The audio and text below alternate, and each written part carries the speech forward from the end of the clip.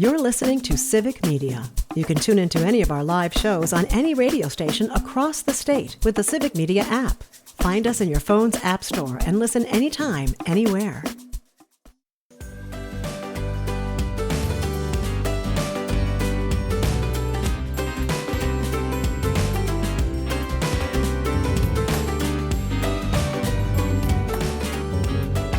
Live across Wisconsin on Civic Media, you're listening to Mornings with Pat Kreitlow, powered by Up North News. Now, from our Lake Wissota studio, here is the founding editor of Up North News, Pat Kreitlow. Hey, good morning. Welcome back. Nice to have you here. Kind of, sort of up north. I mean, for the rest of the country, all of Wisconsin is America's up north, but we're in Madison today, actually, Studio A2, along with Parker Olson, who is producing this fine program. And again, we'll say at the top of this hour, believe it or not, we're in the same room. This is the same room. Which is this is only the second time that I've done shows down here when Parker's here. True. And apparently the last time around, I complained. I a little. Just a little about the sparse, bare decor void behind me. Yeah. And so now there's like this table, there's multiple spotlights, there's the show logo, the old logo, but hey, it's a logo. Something is on a monitor behind me. I mean, this is very Hollywood. It is. I have a feeling it's temporary. And yet, I know you can just barely tell on the Parker camera angle. There's a little bit of blue light coming off his microphone stand there. Oh yeah, that indicate. Oh yeah, and then the banner behind him that says there seems to be, did a UFO land in front of him or something? What's going on? But it's just me. Pat Kreitlow. It's just me. Yeah. Now we turn to his camera, and there I am over there, looking nothing like in the left camera, because in this one I look like I've actually, I'm healthy and have been well fed, not emaciated and green in the gills like the one that you normally have here in the studio. I will say my camera looks better with there being something over there. Well, it's the lighting. Yeah. Lighting is very important. Brittany's going to back me up on this. Meteorologist Brittany Merlot is here. Brittany, you've done a little bit of TV in your day. Yes, I have, and it's all about the lighting. It is blinding sometimes. Yes. Yours is very Vegas. I like it. I know it really is. And again, of course, because I've got to say something that makes me sound horribly old. Oh boy. But just if you've ever heard the term Klieg lighting, Klieg was the brand name of the old fashioned spotlights, those great big black cone type spotlights, and they were called Klieg lights. And that's what, we had, going back 40 years now. And so when you talk about hot studio lights, that was what people would reference, because those puppies, I mean, they were hot. By comparison now with all the LEDs and everything, you don't get that heat source anymore. Thank goodness. That's so true. I know. True. But you're sending me back to my studio days now, where the heat from those lights, because the meteorologist is always sitting in the studio. That's our office, right? All of those lights, they keep the AC on. So cold in the studio while you're trying to work with those lights. Oh, it was just blanket time. Every time, yes. Summer. And ours too. We'd come into the studio, and there's our meteorologist, and she'd be in a jacket on a hot day because it was just it was a meat locker in there because of the old hot lighting. So I am glad to see that lighting has developed over time here. Although, like our listener said before, they still preferred the natural lighting off the Lake Wissota studio. And the same goes for you. You've got some very lovely natural lighting there. So thank you. Or are you going to tell me that this is all, you've got like 6 ring lights in front of you just to, make it look proper? I do have a ring light in front of me. I have another tall one in the corner, and then I also have a happy light too. So 3 lights from every corner. Then I got the backlight, because you need all of it or it won't work. Yeah. So, you got the whole 3-point lighting thing going on. Wow. I was going to say, here's my dirty little secret. There are actually 5 lights that I have to turn on in my home office for the lighting there. And are we counting ceiling lights? Yeah, there's a ceiling light, there's a ring light, there's a halogen light, there's the bookshelf lights, and then there's the I adjust the curtains for natural lighting. Wow. Yeah. So I guess I'm at the same number then. Thanks for joining us for Lighting Talk today, where we would normally have a weather report. But since Brittany's here, I mean, we may as well go ahead, because, yesterday all we had was the natural light, and that was enough. It was gorgeous. And so where do we go from here? More and more of that natural light. Plenty of it. So much of it that maybe some of us will get sick of it. Nah, we're going to love it. We are looking bright and beautiful. Once this fog clears, it is dense in places. A lot of spots are already seeing it lift, but The dense fog advisory remains in effect until 9 from Ashland to Green Bay and north. So up north in the state, but it is still in low-lying areas, especially in the rivers off west too. So temperatures this morning, we hit 39 degrees in Merrill. Pretty crisp. That's because we didn't have many clouds out there. And so as the fog burns off, it's leading way to beautiful sunshine. Mostly sunny statewide, nothing happening today. We're all going to rise to those mid 70s, feeling fantastic. We'll repeat that up north tomorrow. Some 80s will be felt down south tomorrow, and then we're going to continue to be in the upper 70s to low 80s for the entire weekend and into early next week. We hold mild and above average for next week as well, because mind you, this time of year we should be in the upper 60s across the state, so 80s is fantastic, and we're going to hold on to that for all next week too. I don't see rain in the forecast until next weekend. And so, again, I don't know when everybody's going to be doing their field work, but for any field work, any harvesting that can get done next week, you're welcome because it's going to be a good week for that, along with anything else that you might be planning. Brittany Merlot, thank you very much. Have a great day. You too, thanks. All right, let's bring in Chad Holmes now from 98.9 WXCO in Wausau to talk about the things that he's been following. He does, of course, 10,000 high school football games this time of year. He's got, of course, all of the local interviews that he does during this particular program, during the 7 and 8 a.m. hours. And then, of course, he's following some national headlines as well. And so, Chad, I know that we'll talk about Tom Tiffany in a moment here because obviously he's the congressman there. He's running for governor and everything else. But you tell me you also noticed that one of the congressional candidates in the 3rd district, Becca Cook, made a comment and that you heard us talking about it on the show recently, her noting an endorsement of Zoran Mamdani in the New York City mayor's race. Well, number one, I'm a big fan of whenever Todd Alba brings on Pat Kreitlow on his program, and then I'm always make sure to tune in, and Craig V. Olson and you three get together, and I have to be tuned in because Wednesdays at 2 o'clock. I'm a huge fan, and yesterday you guys were talking about this, and you all agreed that basically that Becca Cook should not have answered the question on whether or not who she would support if she was voting. Yes, in New York.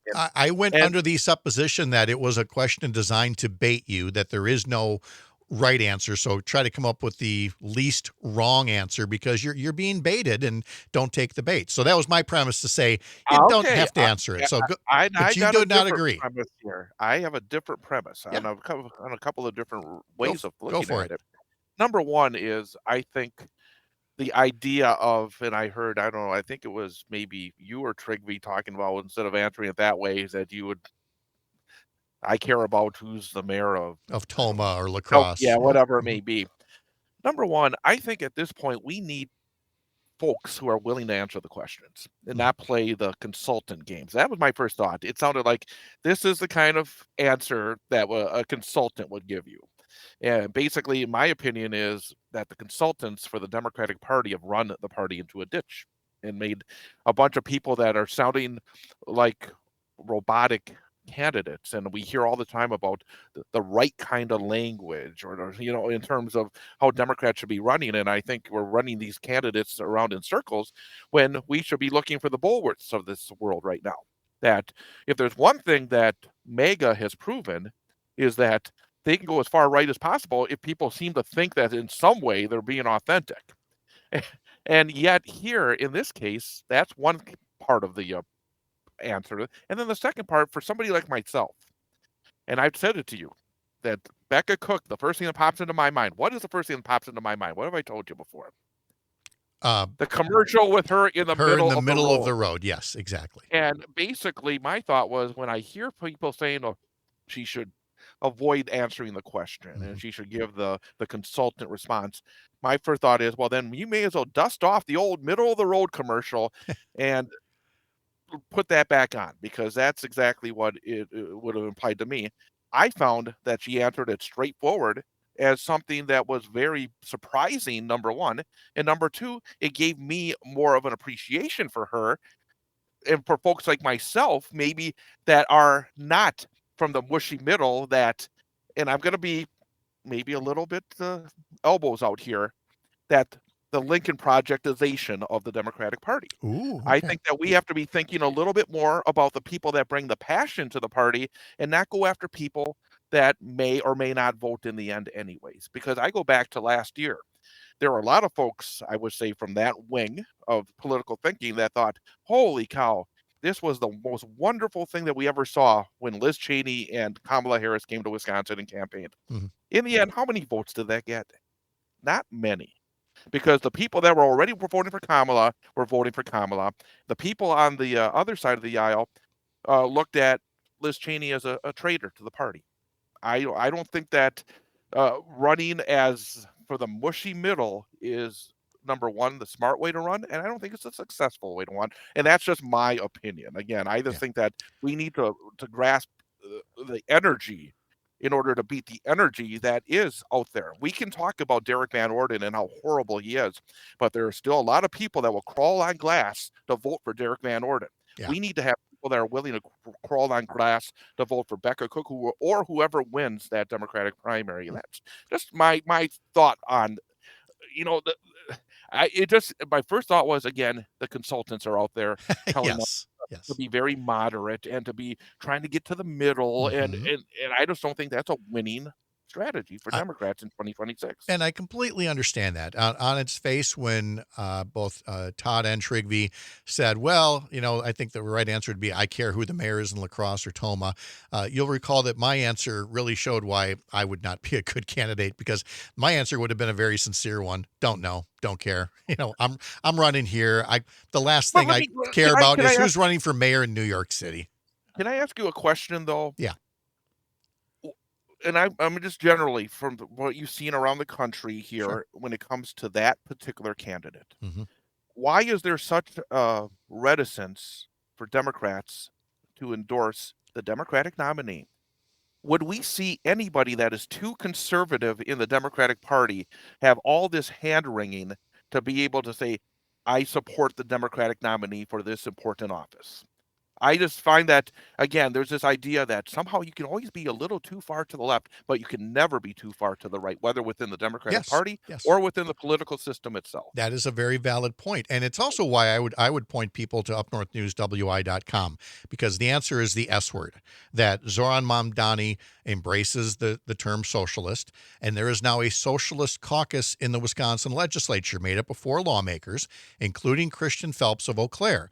And I would really urge people to read the op-ed that we recently published from him of why he is embracing the socialist label. Fran Hong talked on this program, candidate for governor, said the same thing, that socialist label holds her accountable to keeping her promise that things should benefit everybody, not just a few. Now, the answer to your question is, of course, a lot of consultants and party leaders, they still pucker up like crazy at the mere mention of the S word. And you've got people like Francesca Hong and Christian Phelps and Zoran Mamdani pushing back and saying, no.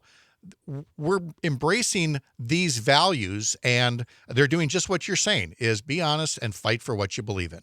And real quickly as well, if you look at the recent polling on these issues, if we can somehow get to a real discussion of issues, and that's on me, and that's on other people with microphones, that would go a long way towards taking away maybe some of that stigma as well. Yeah, exactly.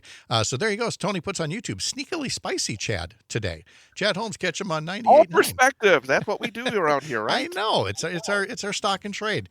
Thank you, you Chad. go. Appreciate it. Have a great day. Thank you too. All Bye-bye. right. We'll have Sean O'Malley talking about your money in the markets and Joe Specchi all ahead. I'm Pat Kreitlow. This is the Civic Media Radio Network.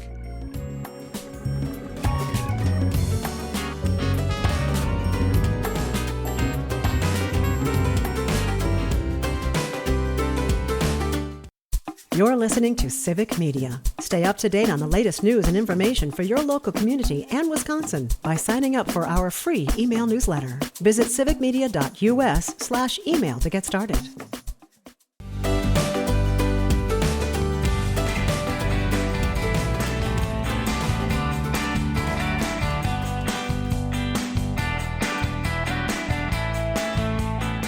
The Milwaukee Brewers were winners in San Diego, taking one game out of the 3-game series with a 3-1 victory, 96 wins on the season.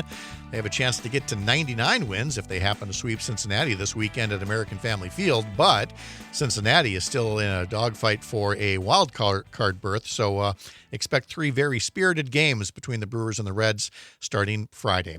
Hey, if you ever miss a guest or a topic or a day, you should pod this program by heading over to Spotify and looking up our show and following it there, or Apple, wherever you get your podcasts. We'd love to have you along as a follower. Time to talk about your money in the markets with Sean O'Malley joining us right now. And the theme that I take from this is, both businesses and workers are girding for whatever it is that might be next. Or I've also likened them, Sean, to the squirrels in the backyard, which seem especially active this fall, burying acorns. It's like they know winter is coming. And I kind of get that impression from people around the economy as well. But I don't know, maybe I'm being alarmist here. How are you looking at things this morning? Yeah, no, I think you're dead on with that one, and we mentioned it before, that people are making different buying decisions than they would normally because the pocketbook is more constrained. Prices are up for a lot of things, and the overall picture isn't great. That's been reflected in the updated GDP forecast from the OECD. That puts out global forecasts for each country, and they've got the 2026 forecast. It's a range, but it's a lot lower than what we would want, and probably a lot lower than what some people are expecting. They're expecting GDP growth between 1.5 and 1.8%. So clearly, slower economic growth, which aligns with what the consumers, what the average Americans are seeing out there. They're not making any big decisions. They're kind of hanging on to what they got and not making any major financial moves. Well, and the same goes as well for businesses and inventories, with tariffs coming and everything. So yeah, I guess I'll stick with my analogy there. And I guess if I want to try to ask the question fairly, is it inevitable that after having such a strong recovery coming out of the pandemic, that this is where we would be anyway, as opposed to whether this is, shall we say, enhanced by things like Donald Trump starting a trade war? Well, things do always move in cycles, but they don't usually move in cycles that are this rapid with this big of a change. We had very strong, fourth quarter 2024 GDP numbers. We looked at the updated numbers that just came out this morning. They revised Q1 down a little bit more. It had been down 0.5%. It went down to 0.6%. The big surprise, though, was the revision upwards for second quarter, which had been at 3.3% and now got revised upward to 3.8%. But now you got to keep in mind, similar to those consumers and those squirrels storing away their nuts, that was largely that economic growth in second quarter was largely driven by businesses stockpiling goods because they wanted to get all the goods that they could before the tariffs hit in August. But there was a little problem with that. Right now, we're looking at a situation where the inventories of unsold goods posted a record rise per the S&P Purchasing Managers Index, which tracks things like inventory. So the statement from that was the buildup of finished goods inventories it is the largest it's been in 18 years. So what happened apparently is that, we had the surge in second quarter GDP because everybody was buying those goods to store them away like, squirrels with nuts getting ready for winter. And now that the tariffs have hit and nobody's buying, nobody's making those big financial decisions, now businesses are sitting on record amounts of unsold finished goods for inventory. And speaking of inventory, we have another problem with the agriculture picture as well, where farmers are thinking how they're going to try to maximize their profits. They don't want to sell right now because We do have the tariffs and a trade war right now. I was at Farm Aid this last weekend, and there was a lot of talk about that in the crowd by the performers. And the problem that they're seeing is that, okay, we can't really sell it right now, so maybe we can store it. But then you look at the available storage throughout the region, the U.S., the two states that are probably in the best shape are Minnesota and Wisconsin, where it's almost exactly a 100% match. Most of the others do not have enough capacity to store what they have produced. So we do have an enhanced situation where the tariffs and the resulting trade wars have really sort of put things out of whack. So what we would normally be having would be these, slow sort of natural movements now get very exaggerated and get very magnified by the impact of the tariffs as well as trade responses from our trade partners. I've got less than a minute to ask you this, but when you see this, squirrels burying acorns because they think something may be coming along, how do we bring that back to the individual and what they're doing with their 401k or anything like that? And would I be right reading the word caution into what they should be thinking in terms of their own portfolio? Yeah, right now, as a matter of fact, it's interesting you mentioned that. I saw something just the other day where Fed Chairman Powell made a statement about stock prices, which is not very normal for a Fed chairman to make. But he said that they were, relatively high, was, sort of guarded language. Okay. But read between the lines. Yes, you can. Caution. So, yeah, there you go. Sean O'Malley will join us after the opening bell here for a bit, and then we will be talking with Joe Zepecki about the week's political headlines as well. I'm Pat Kreitlow here in Madison, live on the Civic Media Radio Network. Back in a bit.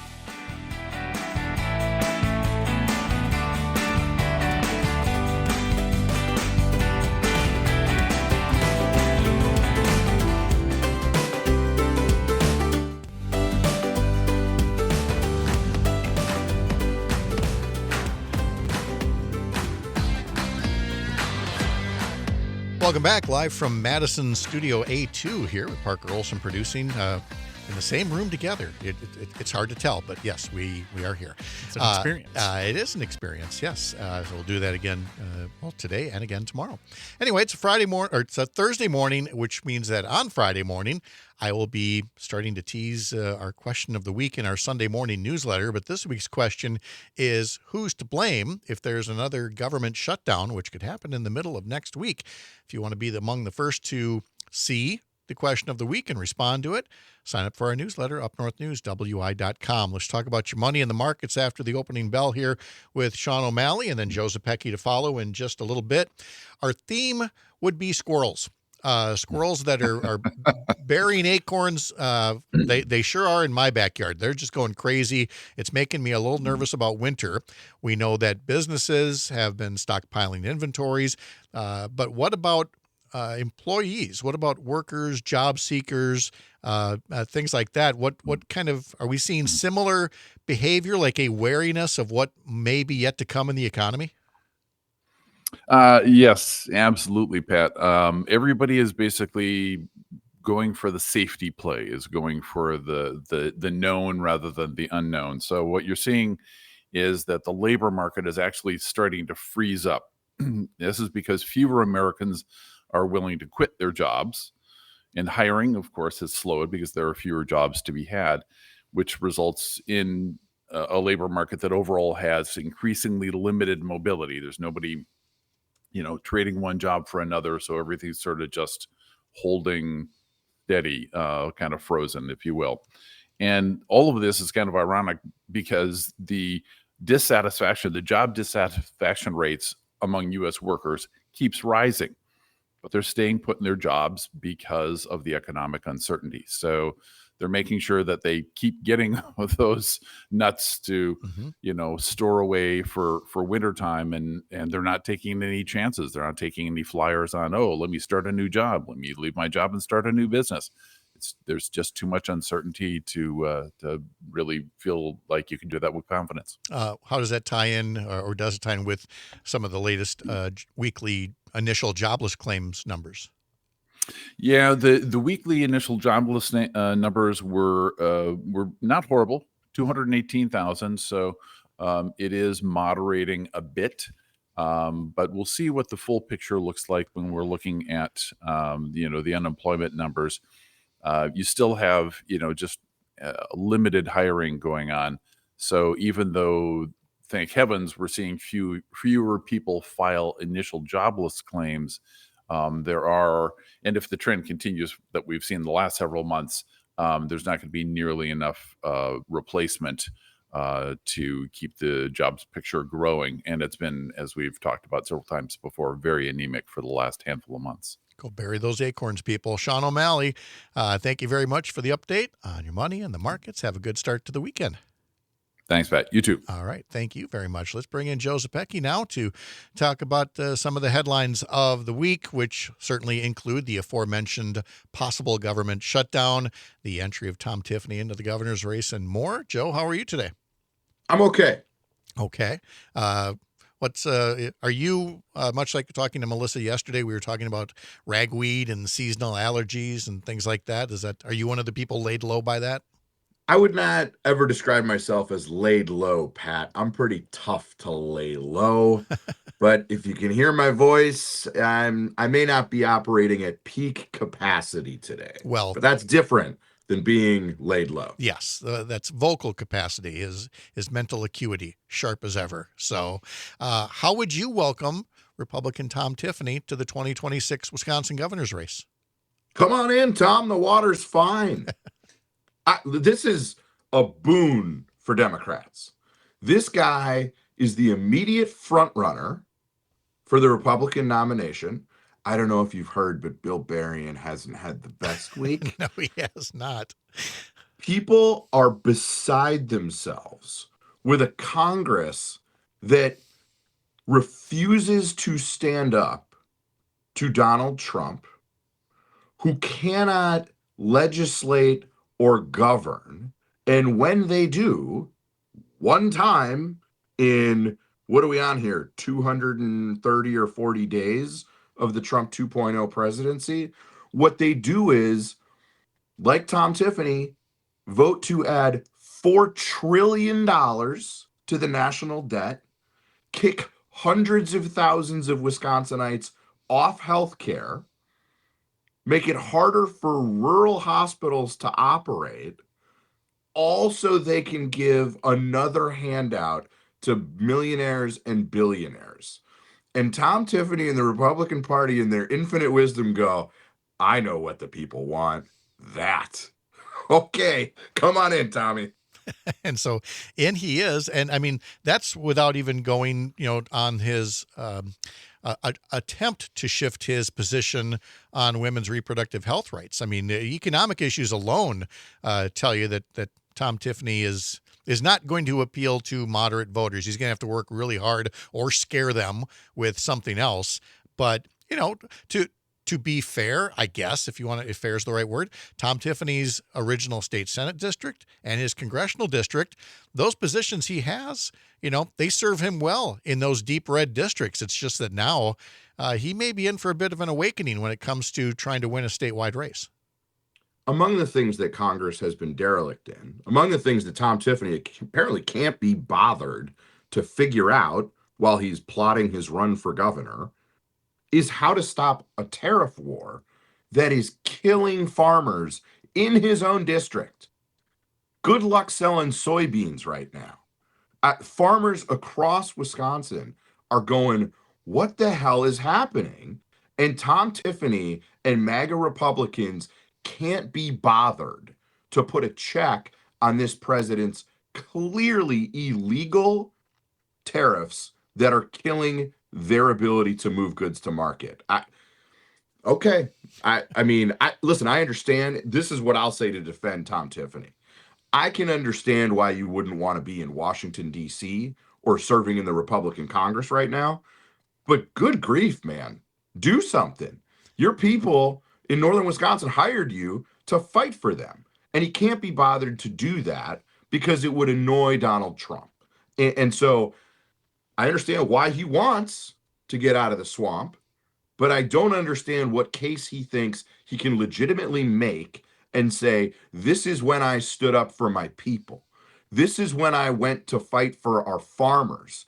This is when I got out of bed and said, Wisconsin manufacturers need an ally, and I'm going to be it. How can he do that? I don't think he can. We're talking to Joe Zepecki. Let's go over to the Democratic side, where last hour we had Devin Remaker, the state Democratic Party chair, on. And I asked him about, what will most likely be many contentious Democratic primaries for congressional seats, for legislative seats, and of course, certainly for governor. And, he answers as a state party chair should. But Joe, in terms of, what your own advice as a strategist would be, again, I know varies from candidate to candidate and from district to district. So let me ask it in some kind of a broad overarching way, and then you go wherever you want with this. But should there be a concern that the primary is August 11th next year, that August 12th, the headline will be Democrats in complete disarray after several bruising primaries? Is there, and if so, how do they avoid having a headline like that? There are 319 days until August 11th. That is several political lifetimes. And I don't buy that there are going to be contentious Democratic primaries. I think there will be competitive Democratic primaries, and they don't have to be contentious. Look no further than your two interview guests this morning. Devin and I ran against each other in what is basically a primary. We didn't get contentious. I think the Democratic Party emerged stronger from that process because people had an opportunity to hear competing visions, not like huge differences, but we kept it civil. We kept it above board. We talked about how we were going to revitalize the Democratic Party, and Devin came out ahead. And my message every single day since then has been, we need Devin to succeed. We need a strong Democratic Party. There's no contentiousness. So there doesn't have to be contentiousness after a primary. There doesn't have to be disarray. And I don't think there will be, because Democrats from tip to tail across this state understand the gravity of the moment we're in, where a mega majority Congress is abdicating its constitutional responsibility to be a check and balance on an out-of-control president who is undermining the rule of law, who is destroying due process, who is, launched this insane tariff war with our best trading partners. Like, that's the focus, and I believe that Democrats will keep their eyes on the prize, and after competitive primaries, everybody will be on the same team the next day, going, we need to elect a pro-democracy and therefore big D Democratic majority to the United States House. We need to hold on to the governor's mansion, and we need to flip control of the Wisconsin state legislature. That's what's going to happen. As noted on YouTube from Tony, he says, Joe Zepecki and Devin Remaker, where's William Garcia? Well, I tell you what, William Garcia, the chair of the 3rd Congressional District Dems, is welcome anytime, especially given recent events, Joe, about their congressman, Derek Van Orden. And I know we've discussed it before, but I do feel like, and I don't feel like I'm comparing apples to oranges in talking about Derek Van Orden and Jimmy Kimmel being brought back by ABC. In both cases, I feel like there's now been a backlash to the backlash where people have said, hey, we get that you were upset about, the Charlie Kirk killing, but you guys have gone way overboard with your reaction to it. Well, I think we have to detach the two issues. Political violence is wrong, full stop. Charlie Kirk's widow, Erica, at that memorial service on Sunday, did one of the most remarkable things I've ever seen in forgiving her husband's assassin. I mean, that is actual, wow. How does anybody get there? That is over here. On the other hand, you have, again, this out-of-control president who is clearly looking for a pretext to fire Jimmy Kimmel. I mean, among the insanity of this week was Republicans rushing out to the shows and going online and saying, no, this wasn't government censorship. And then as soon as Kimmel goes back on the air, Donald Trump is like, yeah, it was. I still want him gone. And so those are two separate issues to me, and it just underscores the gravity of the moment that we're in. It does. And again, the inability of leaders on the political right to try to strike any kind of chord of unity, witnessing, how J.D. Vance reacted to the shooting at an ICE facility in Dallas yesterday.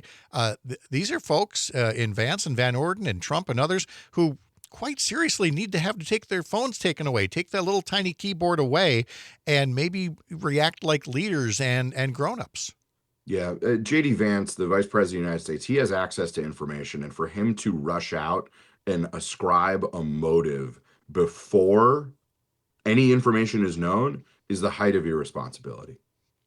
Joe Zbecki's here with us, and we will be joined by Todd Alba in just a bit for some final news and notes from here on Lake Wissota.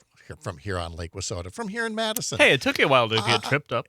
Look, it took until 8:48. Good for me. Yeah, not bad. For where we're going to be today, and then again tomorrow doing the programs from here. And tomorrow, of course, we'll have our, by and large, our regular weekend review panel. So stick around for that. Dr. Kristen Lyerly and Mike Clemens with a weekend sports update. I'm Pat Kreitlow. This is the Civic Media Radio Network.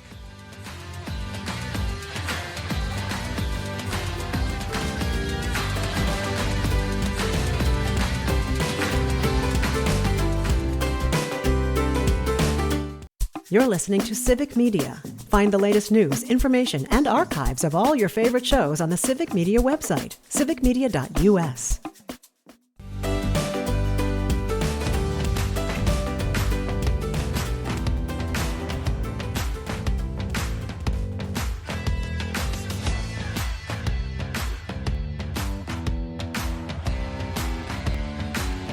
This is normally the time when I would tell you to stick around for Matt and Air on Air. That's coming up next with Jane Matnair and Greg Bach.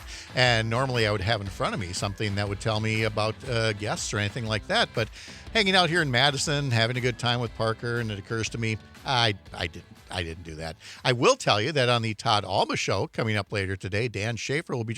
No, wait, I don't have to do that. Todd Alba's here. Right here, along with Joe Zbecki, who continues with us. Todd, how are you? And who the heck is on your show today?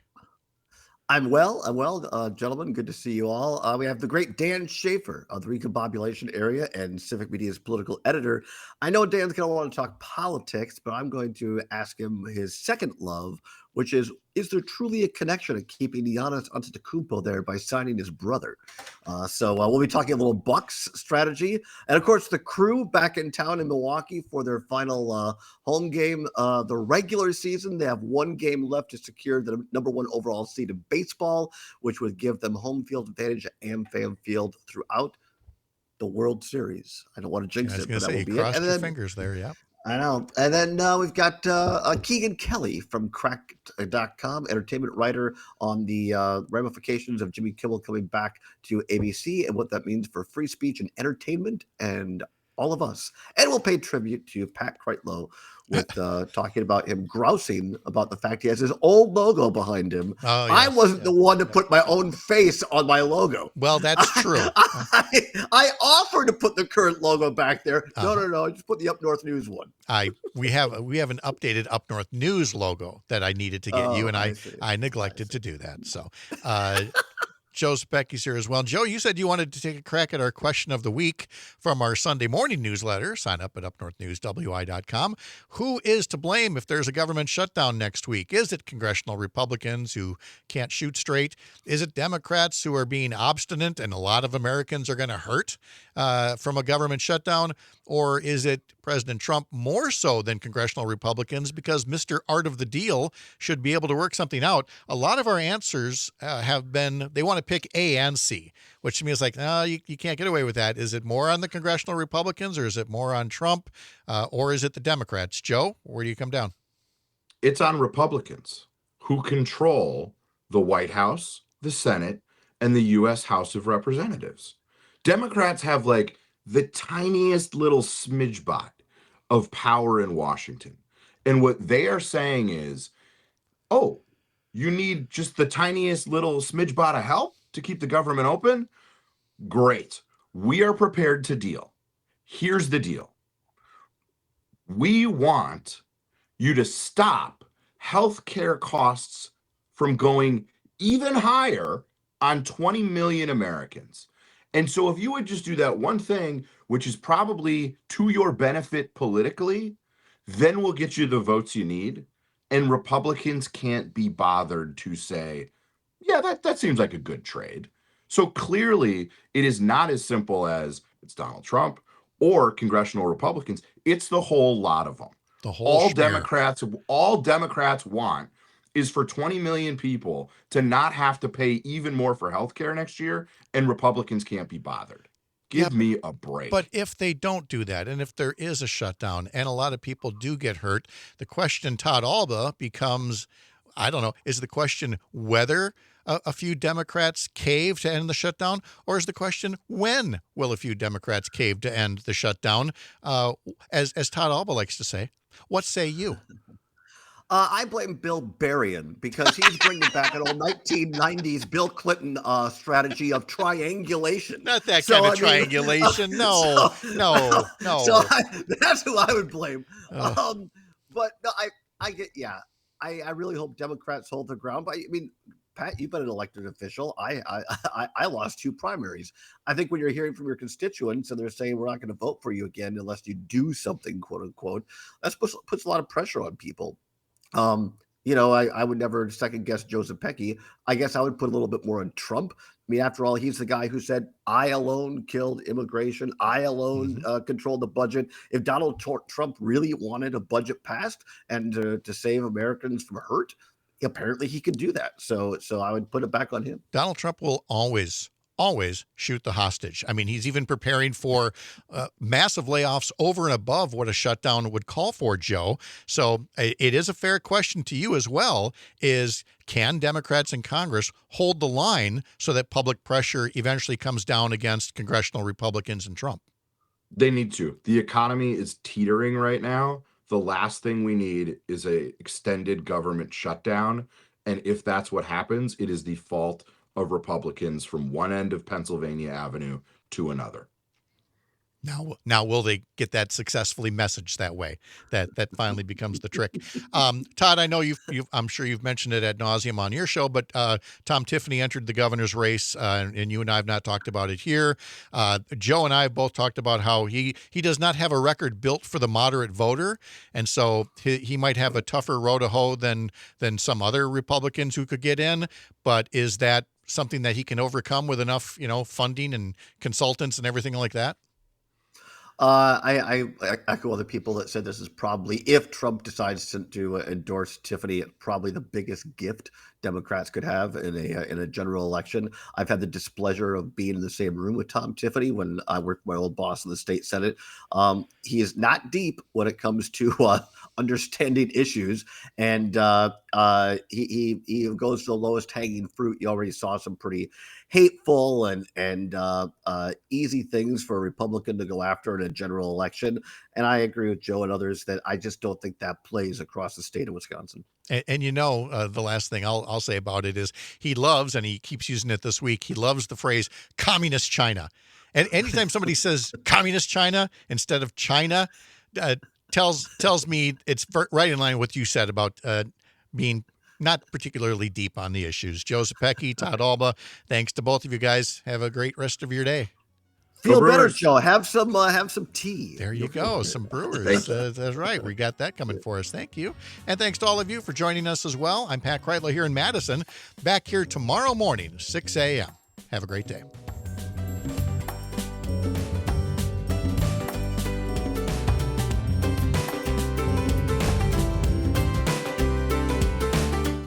The national news cycle never stops, but it can be hard to find news about your local community. Civic Media is dedicated to providing quality local and state news coverage across Wisconsin. With the Civic Media app, you can get notifications about local stories that matter to you and your community. Find the free Civic Media app in your phone's app store and choose notifications from the menu to tell us what kind of news you want to hear about.